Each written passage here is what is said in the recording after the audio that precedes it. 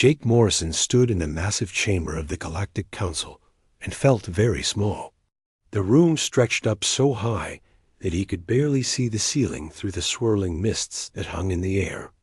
Around him sat the representatives of 12 alien species, each more strange and terrifying than the last. The crystalline beings called Zephyrians clicked and hummed as they spoke to each other in their musical language. The Nexari, with their insect-like bodies and glowing eyes, moved as one mind across their section of the chamber.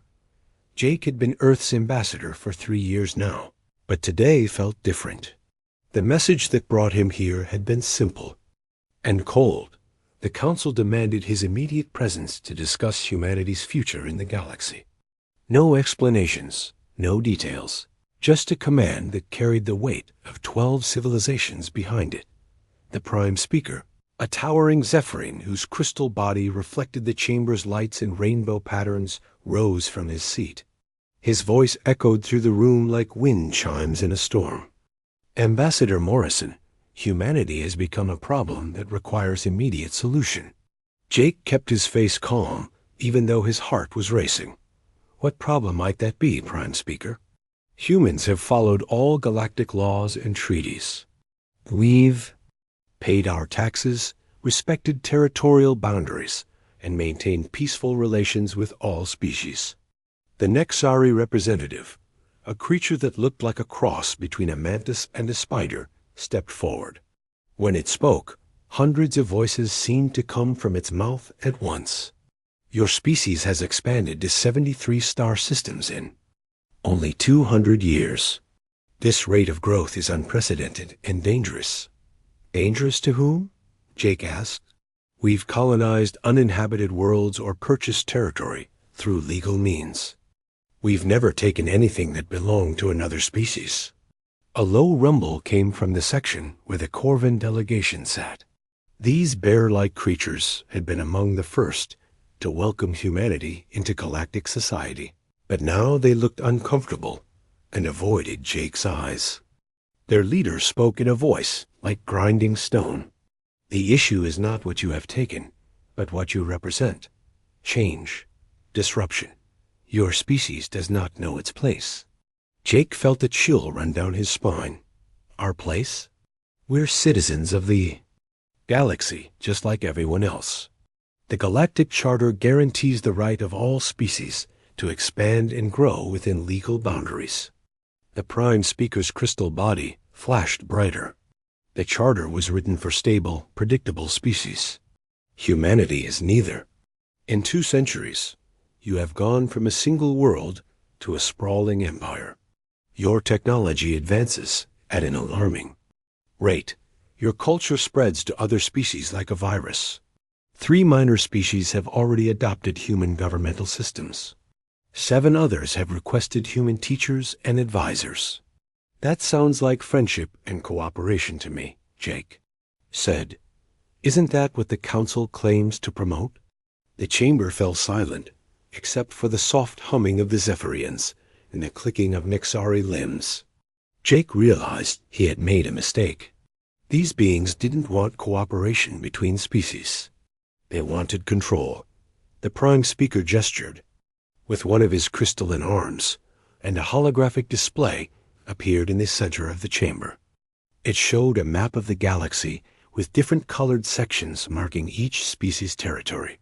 Human space glowed bright blue and seemed to pulse with energy compared to the static boundaries of other civilizations. Observe the pattern, the Prime Speaker said. Every other species in this chamber expanded slowly and then stabilized. They found their natural boundaries and remained within them for thousands of years. Humanity shows no signs of slowing down. At your current rate, you will control half the galaxy within a millennium. Jake studied the map and realized the aliens were right about one thing. Human space did look different from the rest. While other species had neat, orderly territories that hadn't changed in centuries, human boundaries were irregular and constantly shifting as new colonies were established and new trade routes opened. Maybe that's because we're younger, Jake sighed. Give us time to mature as a species. We'll find our natural boundaries eventually. The Nexari representative made a sound like breaking glass. Unacceptable. The risk is too great. We have reached a decision. The Prime Speaker raised his arms and the chamber's lights dimmed. His voice took on a formal tone that Jake recognized from treaty ceremonies. By unanimous vote of the Galactic Council, humanity is hereby restricted to a designated containment zone consisting of 10 star systems. All human populations outside this zone must be relocated within 1 standard year. All human military vessels must be surrendered to Council authority. All human trade with non-human species is suspended immediately. Jake felt like he had been punched in the stomach. You can't be serious. You're talking about abandoning 63 star systems and stranding millions of colonists. The economic disruption alone would destroy human civilization. Better a controlled decline than chaotic expansion, the Prime Speaker replied. Your species will be provided with basic necessities and allowed to develop within safe parameters. Consider it protective custody for the good of galactic stability. And if we refuse? The chamber's temperature seemed to drop several degrees. The Corvin leader spoke first. Don't refuse, Ambassador Morrison. Please. We remember what happened to the Valdani when they challenged Council authority. Jake knew the story. The Valdani had been a proud warrior race who controlled 30 systems before they decided to expand beyond their assigned boundaries. The Council's response was swift and brutal. Valdani worlds were blockaded until their population dropped by 90%. The survivors were relocated to a single planet and forbidden from developing space travel. That was 800 years ago, and the Valdani were still there, their once mighty civilization reduced to primitive farming communities. The choice is yours, the Prime Speaker said. Voluntary compliance or corrective measures. But understand that this decision is final and non-negotiable. Humanity's unrestricted expansion ends now. Jake thought about the billions of humans living on colonies across the galaxy. He thought about the children born on distant worlds who had never seen Earth. He thought about the research stations pushing the boundaries of science and the trade networks that connected human space in an intricate web of commerce and culture. I need to consult with my government, he said finally. Of course, you have 30 standard days to provide your answer. After that, Council forces will begin implementing the containment protocol, with or without human cooperation. As Jake left the chamber, he heard the aliens already discussing the logistics of relocating human populations and dividing up abandoned human territories. They spoke about his species like they were discussing the management of livestock. Jake Morrison had not survived 3 years as Earth's ambassador by being naive. He had studied every species in the Council, learned their histories, their weaknesses, their fears. And he had noticed something important during today's meeting. The vote had been unanimous, but several species had looked uncomfortable with the decision.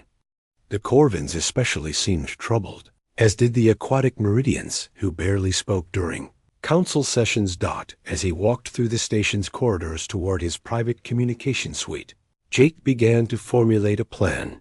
The Council thought. They understood humanity, but they had made a critical error. They assumed that humans would react like every other species they had dominated over the centuries. They expected submission, negotiation, or at worst, a hopeless military resistance that could be easily crushed. What they didn't understand was that humans were different in ways that went far beyond rapid expansion and technological innovation. When cornered, humans didn't just fight back. They adapted, improvised, and found solutions that no one else would even consider. Jake reached his quarters and immediately began composing an encrypted message to Earth the Council wanted to contain humanity, but they had just made a mistake that would change the galaxy forever. They had given humans a common enemy and a cause worth fighting for. The war for humanity's survival was about to begin. And the aliens had no idea what they had just unleashed. 6 months after the Council's ultimatum, the galaxy watched humanity crumble exactly as predicted. News feeds across alien civilizations showed the same images day after day. Human colonies struggling with food shortages as trade routes were cut off. Desperate families crowding onto transport ships trying to reach the designated containment zone. Colonial governors sending increasingly frantic messages to Earth, begging for help that never came. On the mining world of Kepler 442, Governor Lisa Grant stood in her empty office and stared at the latest reports. 3 more outer settlements had gone dark this week, their populations presumably evacuated or dead from starvation. The orbital defense platforms had been powered down to conserve energy. Even the military garrison was down to quarter strength, as troops were reassigned to essential duties elsewhere. "Governor, there's another transmission from the Council fleet," her aide said from the doorway. The young man looked exhausted, like everyone else on Kepler 442 these days. "Let me guess," Lisa said without turning around. "They're offering humanitarian aid in exchange for immediate surrender. Actually, this time they're demanding immediate evacuation of all remaining civilians. They say the blockade will be lifted once human presence is eliminated from the system." Lisa finally turned to face her aide. "Tell them we're still waiting for orders from Earth." It was a lie, and they both knew it. Earth had gone silent 3 weeks ago. The last message from the home system had been a brief acknowledgement of Kepler 442's status report. Since then, nothing but static on all official channels. What her aide didn't know was that Lisa had been receiving very different messages on a frequency that officially didn't exist. Messages from someone calling himself Ryan Walsh, who claimed to speak for Earth's real government. Messages that told her to keep playing her role as a desperate colonial governor while secretly preparing for something he called Phase 2. Lisa didn't know who Ryan Walsh was, or if he was even real, but his instructions had kept her colony alive when it should have died months ago. Food shipments that arrived in unmarked freighters with manifests that claimed they were carrying mining equipment, medical supplies hidden in crates labeled as spare parts. Most importantly, weapons and ammunition disguised as everything from farming tools to children's toys. Across human space, similar scenes played out on dozens of worlds. Colonial administrators publicly begged for mercy while secretly following orders from mysterious sources. Military commanders abandoned their posts while covertly relocating their forces to hidden bases. Scientists and engineers packed up their laboratories while actually copying all their research to secure locations.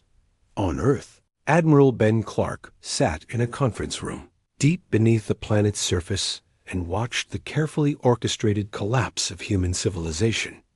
The room contained representatives from every major human colony, though according to official records, most of these people were either dead or missing. "Status report from the Outer Rim," said Kate Stevens, a xenobiologist who was supposed to be studying alien plant samples, but had actually spent the last 6 months analyzing Council military communications. Ryan's smuggling network has successfully infiltrated 47 Council installations. They think they're dealing with desperate humans selling out their own species for food and medical supplies. Admiral Clark nodded. "And the aliens are buying it completely. They've seen this pattern dozens of times before with other species. Rapid collapse followed by collaboration with occupying forces. It's exactly what they expected from us." The plan had been Jake Morrison's idea, developed during his journey back from the Council station. Instead of fighting the aliens' expectations, humans would exceed them. They would appear to collapse so completely and so quickly that the Council would assume victory was inevitable.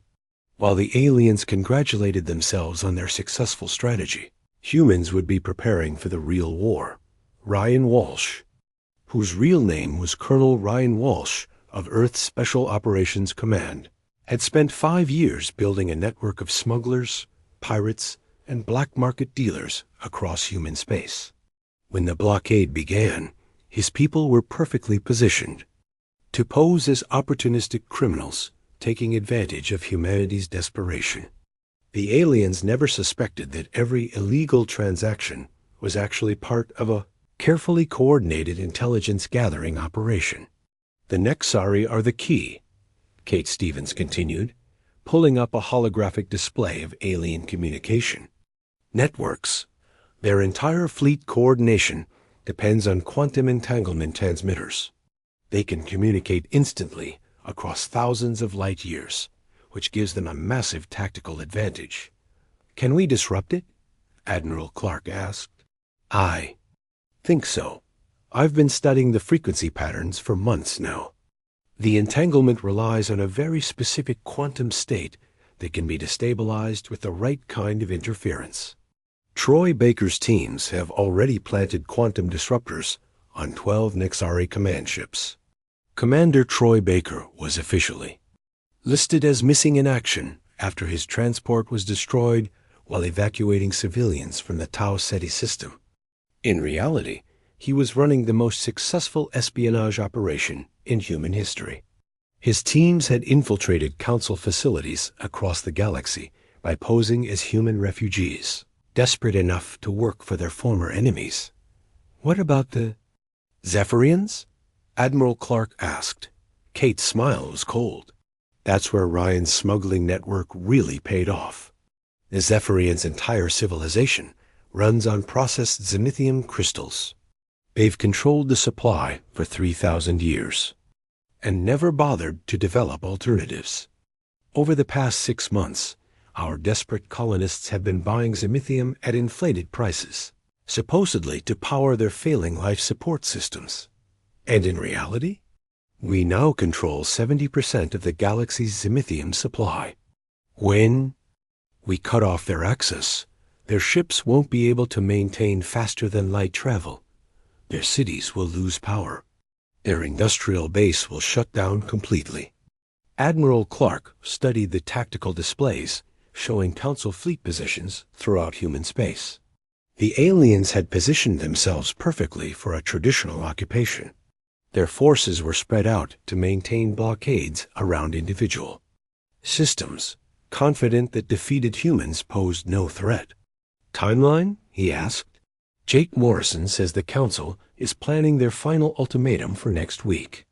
They'll demand complete surrender and immediate relocation of all remaining human populations to the containment zone. When we refuse, they'll begin what they're calling corrective bombardment of human military installations. Then we move first. Send the signal to all units. Operation Breaking Point begins in 72 hours. As the meeting broke up, Admiral Clark remained behind with Kate Stevens and reviewed the final details of their plan. The Council believed they were facing a broken enemy ready to surrender. Instead, they were about to face something unprecedented in galactic history. A species that had learned to turn apparent defeat into devastating victory. Are you sure this will work? Kate asked. Admiral Clark thought about the millions of humans who had spent the last 6 months living in fear while secretly preparing for war. He thought about families torn apart by fake evacuations and colonists who had endured real hardship to maintain their cover stories. He thought about Jake Morrison, still playing the role of desperate ambassador while the aliens planned humanity's destruction. It has to work, he said finally, because if we're wrong about this, there won't be enough humans left to try again. 3,000 light years away, Jake Morrison sat in his quarters on the Council station and received the encrypted message he had been waiting for. Operation Breaking Point was a go. In 72 hours, the galaxy would discover that humanity's collapse had been the greatest deception in galactic history. Jake deleted the message and began preparing for his final meeting with the Galactic Council. Tomorrow, he would present humanity's formal surrender and beg for mercy one last time. The aliens would congratulate themselves on their successful strategy. and begin planning the final phase of human containment. They had no idea that they were about to learn the most important lesson in human history. When you corner a species that refuses to give up, you don't get submission. You get innovation, desperation, and a level of coordination that turns weakness into strength. The Council wanted a galaxy without humans, but they were about to discover that removing humanity from the equation was no longer possible. The trap was set, and in 3 days, it would spring shut on the most powerful military force the galaxy had ever known. The first sign that something was wrong came at 0800 Galactic Standard Time, when every Council communication relay in the Outer Rim went silent simultaneously. Admiral Zefter Krell, commanding the blockade fleet from his flagship, initially dismissed it as a minor technical malfunction. Human infrastructure was collapsing daily, and their desperate attempts to maintain basic services often caused system-wide failures. By 0815, when 3 more communication grids failed in different sectors, Krell began to suspect sabotage. But that was impossible. Human resistance had ended months ago. The pathetic remnants of their military were either hiding in the containment zone or scattered as refugees across the galaxy. Council intelligence confirmed that human morale had completely broken after 6 months of blockade. At 0830, the Nexari. Hive Commander Velthik sent an urgent message from the Beta Centauri system. Her fleet's quantum entanglement network had suffered a catastrophic failure. The shared consciousness that allowed instant coordination between Nexari ships was gone, leaving each vessel operating independently for the first time in millennia. Impossible, Krell transmitted back. Quantum entanglement cannot be disrupted by human technology. Velthik's reply came through conventional radio, slow and distorted by distance. Something is interfering with our quantum frequencies. My ships are reporting contact with the enemy, but I cannot coordinate their response. Before Krell could process this information, his own ship's proximity alarms began screaming. Sensor displays showed a massive energy signature approaching from the direction of the nearest human colony. But that made no sense. The colony had been abandoned weeks ago, its population evacuated to refugee camps in Council territory. The energy signature resolved into something that made Krell's crystalline body flash with disbelief. A human dreadnought, fully armed and broadcasting active targeting locks on Council vessels throughout the system.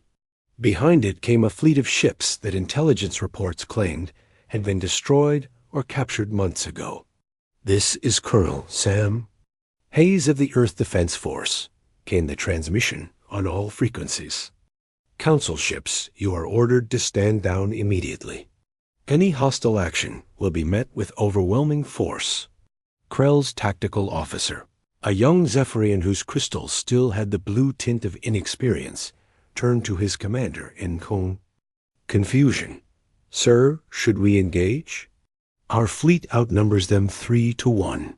Before Krell could answer, the human fleet opened fire. But instead of targeting Council warships, their weapons struck the blockade stations that had been choking off supplies to human colonies. Massive explosions lit up space as 6 months of careful positioning was destroyed in minutes. "All ships return fire," Krell ordered, but the response was chaos. Without instant communication, Council commanders had to rely on light-speed transmissions and visual signals. Ships that had operated as a perfect unit for centuries now struggled to coordinate basic maneuvers. Across the galaxy, similar scenes played out in system after system. Human forces that were supposed to be defeated or dead struck simultaneously at 47 Council installations. The attacks were perfectly coordinated, suggesting a level of organization that should have been impossible given humanity's apparent collapse. On the mining world of Kepler 442, Governor Lisa Grant watched through her office window as Council ships burned in orbit above her planet. The blockade that had strangled her world for months was being torn apart by a human fleet that had appeared from nowhere. "Governor," her aide said, and this time he was smiling. "We're receiving a transmission from Admiral Clark." A holographic display activated to show Ben Clark sitting in what was obviously a military command center. Behind him, Lisa could see tactical displays showing the progress of human forces across dozens of systems. "Governor Grant, you and your people have done exceptional work maintaining your cover. The intelligence your team gathered has been invaluable to this operation." Lisa felt a mixture of relief and exhaustion wash over her. "Admiral, half my population thinks I'm a coward who abandoned them to die. The other half thinks I'm a collaborator working with the aliens. This had better have been worth it." It was. "Your reports on Council fleet movements and supply schedules allowed us to position our forces perfectly.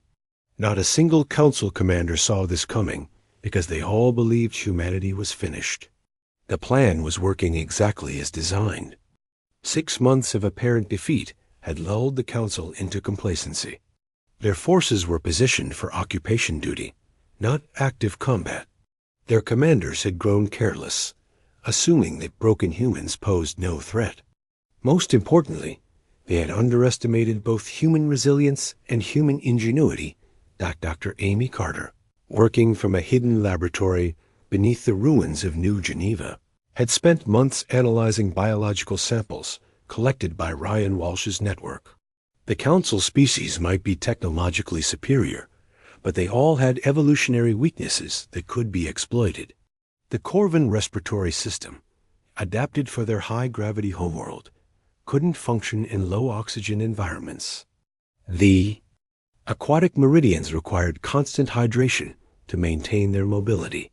Most critically, 3 Council species were vulnerable to a modified version of Earth's common cold virus. "Phase 2 is now active," Admiral Clark announced on all human frequencies. "All civilians are to proceed to designated safe areas. Military personnel, execute your assigned objectives."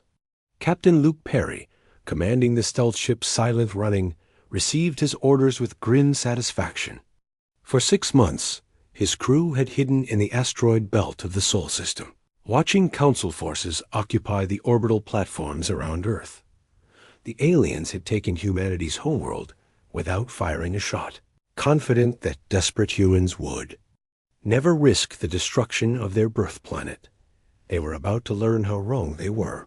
The Silent Running and her sister ships had spent months studying Council defensive patterns.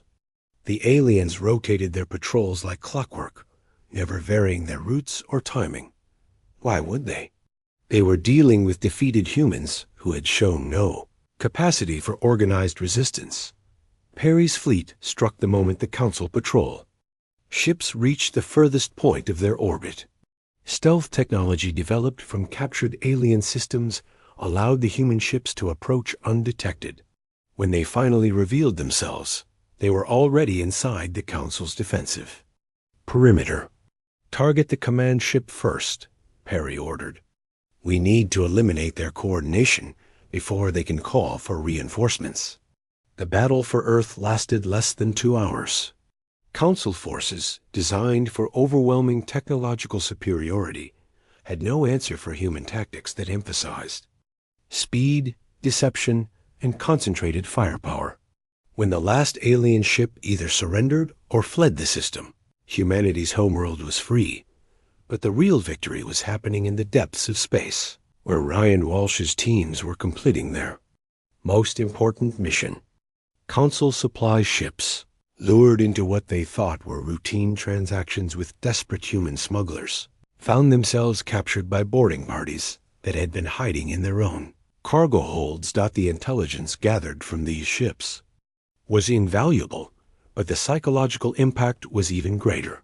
Council species began to realize that every transaction with humans over the past 6 months might have been part of an elaborate trap. Every refugee might have been a spy. Every sign of human weakness might have been calculated deception. On the Council station, Jake Morrison received word of the attacks with carefully practiced shock and horror. He immediately requested an emergency session with the Galactic Council, claiming that rogue human elements were acting without government authorization. "Prime Speaker," he said as he stood before the assembled alien representatives, "I want you to know that Earth's government had no knowledge of these terrorist attacks. We are as shocked as you are by this violation of the ceasefire." But Krell's crystalline features were already shifting to combat configurations. "Ambassador Morrison, our intelligence indicates that these attacks were launched from bases that have been under construction for months. This level of coordination requires governmental support." Jake allowed his diplomatic mask to slip for the first time in 6 months. His smile was cold and entirely human. "You're absolutely right, Prime Speaker. We've been planning this for months. Every surrender was fake. Every refugee was a spy. Every supply transaction was an intelligence gathering operation. Congratulations. You've just learned what happens when you try to cage a species that refuses to be contained." The council chamber erupted in chaos as alien representatives realized they had been outmaneuvered by the primitive species they had sought to contain. But the worst was yet to come. Dr. Kate Stevens, working from her hidden laboratory, had finished analyzing the quantum disruptor data. The Nexari hive mind wasn't just disabled, it was permanently damaged. The quantum entanglement that had linked their species for millions of years was broken beyond repair. More importantly, human forces now controlled the Zenithium supply that powered Zephyrian civilization. Every crystal-based technology in their empire was about to go dark. The Council had wanted a galaxy without humans, but they had created something far worse from their perspective. The Valdani were the first to break their chains. 800 years of forced isolation ended when General Alex Murphy's Liberation Fleet arrived at their quarantined homeworld. The former warrior race had been reduced to primitive farmers by Council decree, forbidden from developing any technology beyond basic agriculture. But when human ships appeared in their skies, broadcasting the news of humanity's victory over the Council fleet, something awakened in the Valdani that had been sleeping for centuries. Elder Kaimar, the closest thing the Valdani had to a leader, after generations of enforced pacification, stood in the ruins of what had once been their greatest city and watched human soldiers distribute weapons to his people. The irony was not lost on him. Humans, the species that the Council had tried to contain, were now liberating worlds that the Council had successfully controlled for millennia. "Why are you helping us?" Kaimar asked Murphy through a translator device. "What do you gain from freeing slaves on a forgotten world?" Murphy, a career soldier who had spent the last 6 months pretending to be dead while actually coordinating resistance movements across 3 sectors, gave the Valdani elder a look that needed no translation.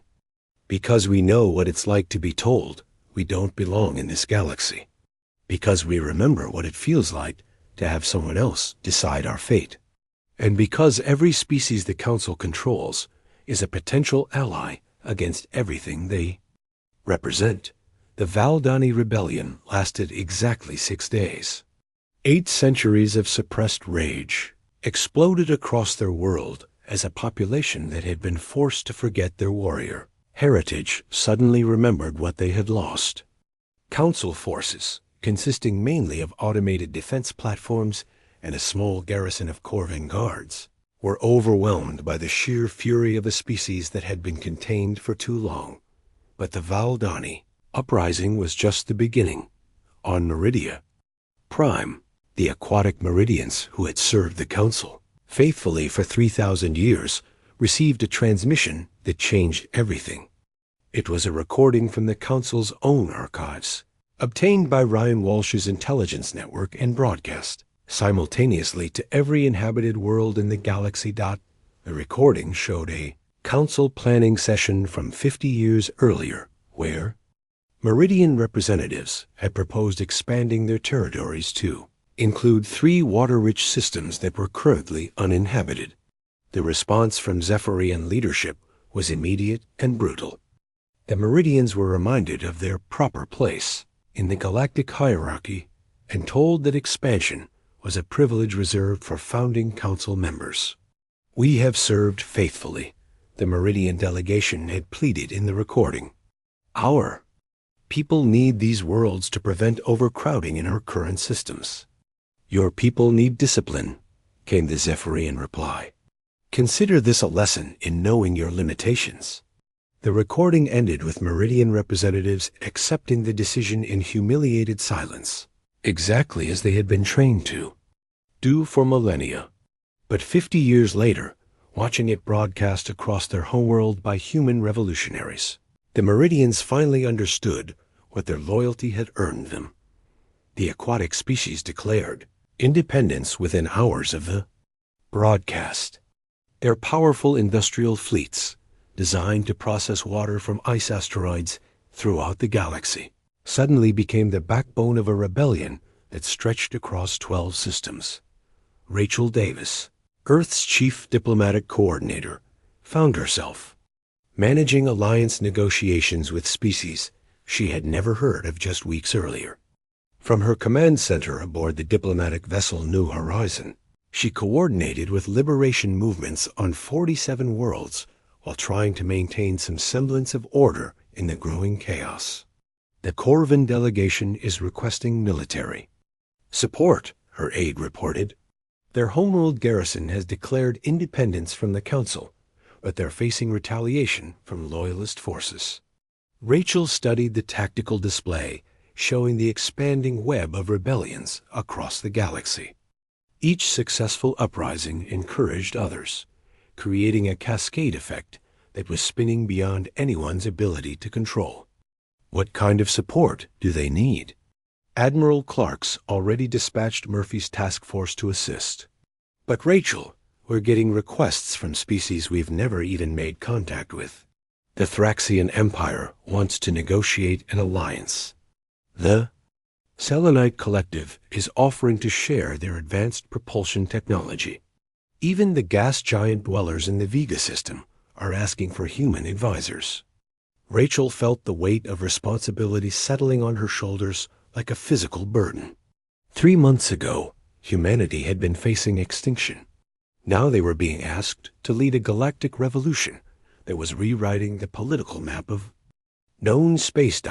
The transformation was happening faster than anyone had anticipated. Dr. Noah Price, leading the reverse engineering program from a captured Council research station, found himself with more alien technology than his teams could analyze.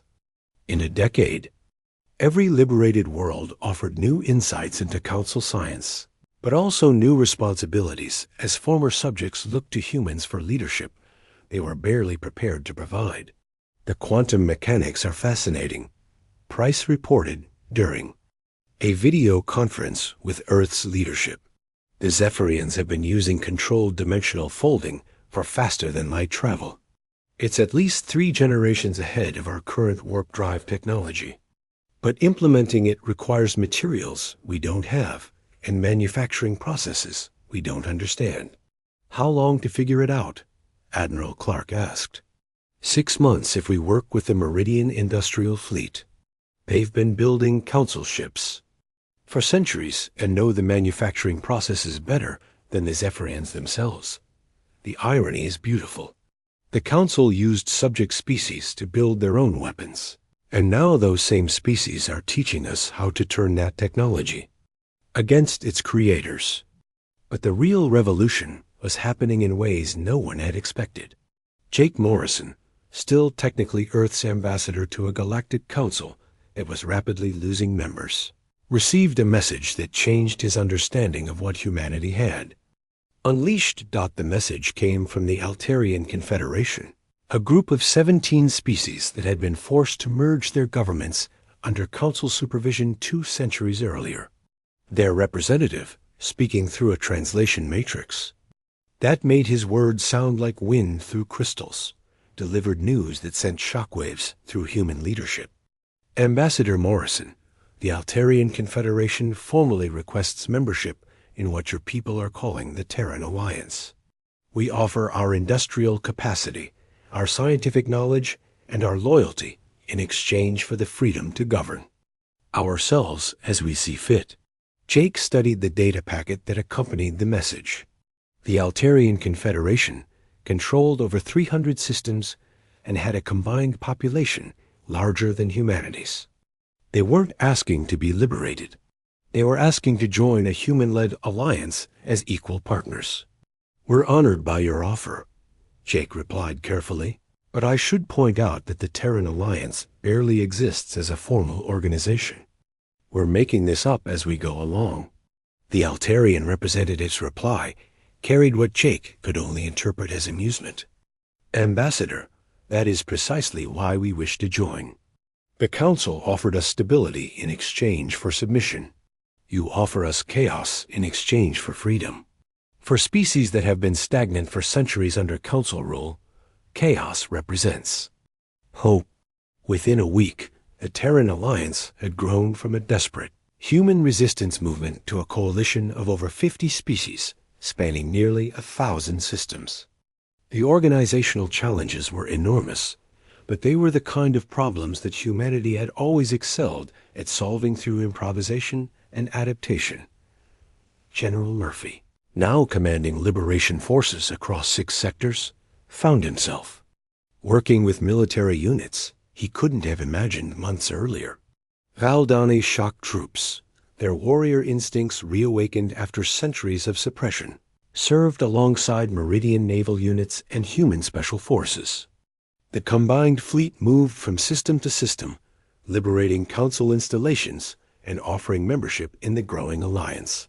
But Murphy understood something that many of his human colleagues were still learning. Every victory created new responsibilities.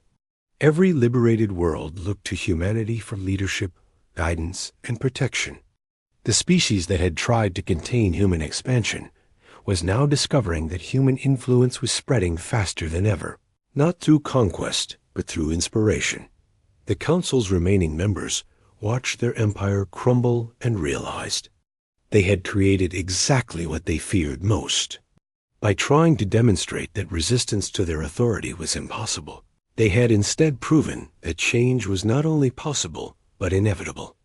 Species that had accepted Council rule for millennia suddenly saw alternatives they had never imagined. Dr. Kate Stevens, now serving as humanity's chief xenobiologist and cultural advisor, spent her days trying to understand the psychology of civilizations that were throwing off thousands of years of imposed stability. Her reports to Earth's leadership painted a picture of a galaxy in the midst of the greatest political transformation in recorded history. "The pattern is consistent across all liberated species," she wrote in her latest assessment. "Centuries of enforced stability have created enormous potential energy that's now being released." 2 years after the Council's failed containment protocol, Jake Morrison stood before the largest gathering of sentient beings in galactic history. The Grand Assembly Hall on New Geneva Station stretched for kilometers in every direction, its adaptive architecture shifting to accommodate the environmental needs of 300 different species. What had begun as humanity's desperate resistance had become the foundation of a new galactic civilization. President Morrison, as he was now known, looked out at delegates representing over 2,000 star systems and felt the weight of responsibility. That had been growing heavier with each passing month. The title still felt strange to him. He had been Earth's ambassador to a council that no longer existed, and now he found himself leading a government that spanned half the galaxy.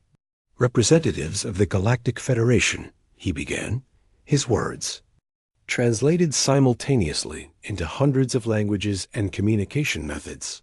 "We gather today to address a challenge that our founders never anticipated. We have received confirmation of intelligence signals from the Andromeda Galaxy, and initial analysis suggests a civilization far larger and more organized than anything in our own galaxy." The hall erupted in a cacophony of sounds as delegates discussed this news in their native languages. Crystalline chimes from the Zephyrian remnant colonies mixed with the clicking of reformed Nexary city-states and the deep harmonics of the whale-like cetacean alliance. It was the sound of diversity that the old council had spent millennia trying to suppress. Fleet Admiral Lisa Grant, who had transitioned from colonial governor to the Federation's chief of exploration, activated the holographic display that dominated the center of the chamber. The image showed a detailed analysis of radio transmissions intercepted from the neighboring galaxy. The signals indicate a highly organized military structure spanning multiple galaxies, she reported. Their communication protocols suggest technological capabilities that exceed even the old Council's most advanced systems. More importantly, the content of their transmissions reveals an expansionist ideology that views our galaxy as a target for integration into their empire. Ambassador Kate Stevens, now Earth's chief representative to alien species, added her assessment of the cultural implications. Based on linguistic analysis, this Andromedan empire appears to operate on principles of absolute unity. They refer to diversity as a form of contamination that must be cleansed from conquered territories. Their expansion pattern suggests they've already absorbed at least 12 galaxies using these methods. The irony was not lost on anyone in the chamber. The Council had tried to contain humanity because they feared the disruptive effects of human diversity and adaptability. Now the galaxy faced a threat from beings who sought to eliminate diversity entirely. Dr. Amy Carter, working from her research facility on Proxima Station, had spent months analyzing the captured Andromedan transmission data. Her findings painted a picture of an enemy that made the old Council look tolerant by comparison. Their biological scans indicate complete genetic uniformity across their entire empire, she reported via holographic link. Every individual appears to be essentially identical, suggesting either extreme genetic engineering or the absorption of conquered species into a single biological template.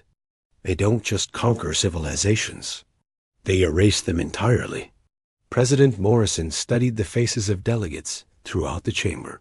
Species that had been enemies just years earlier now sat side by side, united by the threat of something far worse than anything they had experienced under Council rule.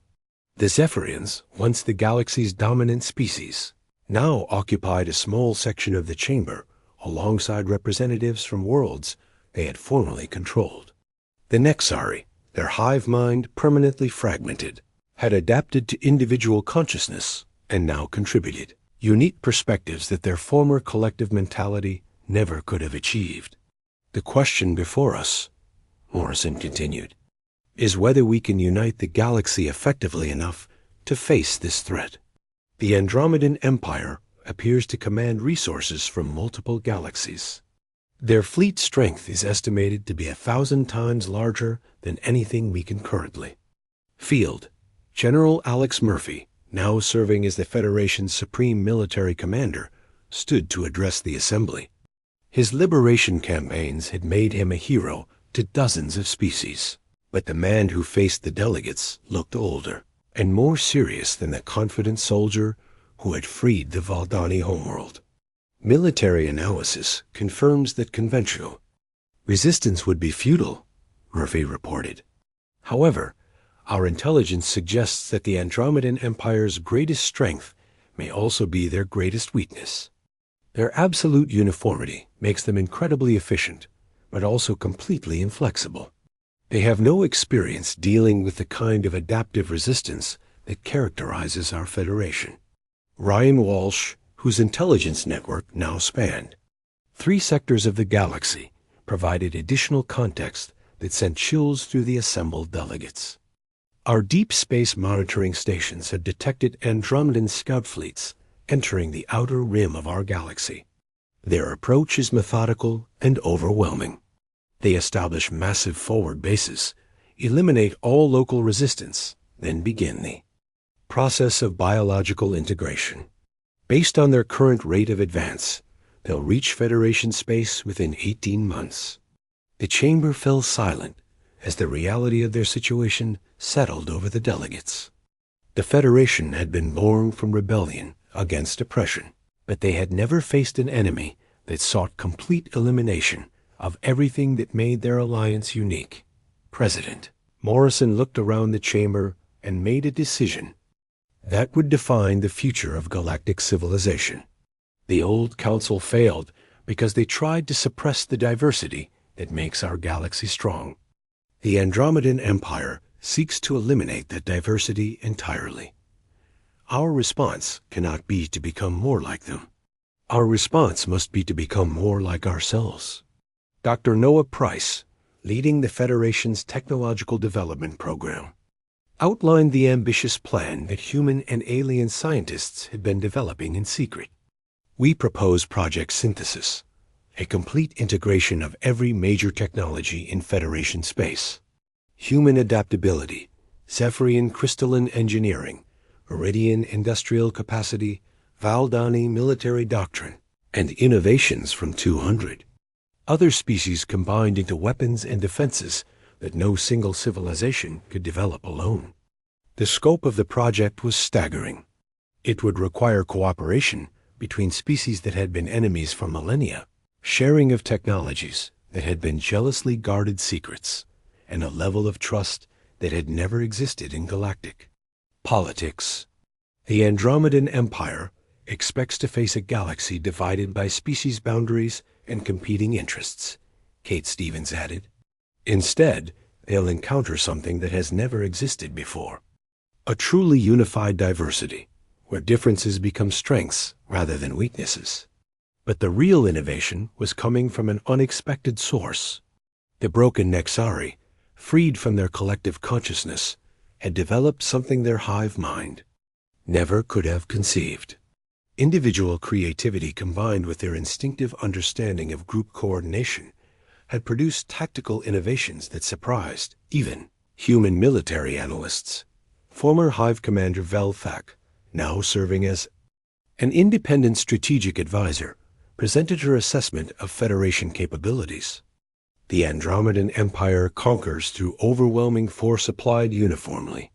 They expect resistance to follow predictable patterns. Federation forces can coordinate like a hive mind when necessary, but adapt like individuals when circumstances change. This combination has never existed in galactic history. President Morrison felt the weight of 300 civilizations looking to humanity for leadership in a war that would determine the survival of diversity itself. It was a responsibility that no species should have to bear alone, but circumstances had placed humans at the center of the galaxy's first truly united government. 2 years ago, the Council tried to contain humanity because they feared what we represented, Morrison said as he concluded the assembly. They were right to fear us, but not for the reasons they believed. We don't represent conquest or domination. We represent the possibility that different species can work together without losing what makes them unique. The Andromedan Empire seeks to prove that diversity is weakness. Our existence proves the opposite. Fleet Admiral Grant received authorization to begin the largest military mobilization in galactic history. Federation shipyards, now incorporating technologies from dozens of species, would build vessels that combined the best innovations of 300 civilizations. The result would be a fleet unlike anything the galaxy had ever seen. As delegates filed out of the assembly hall to return to their homeworlds with news of the coming war, Morrison remained behind with his closest advisors. The chamber's adaptive architecture slowly shifted back to human normal environmental settings as the alien delegations departed. "Do you think we can actually do this?" Kate Stevens asked. "Unite 300 species effectively enough to fight something this large?" Morrison thought about the journey that had brought them to this point. From Jake Morrison, the desperate ambassador to President Morrison, leading a galactic federation,